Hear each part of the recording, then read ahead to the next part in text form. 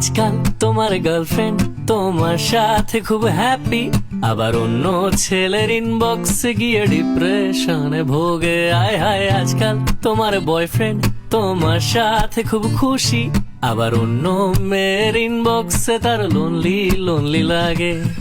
এই জেনারেশনটা এমন কেন হলো? সবকিছু খুব পারফেক্ট, আবার সবই এলোমেলো। এই জেনারেশনটা এমন কেন হলো? সবকিছু খুব পারফেক্ট, আবার সবই এলোমেলো।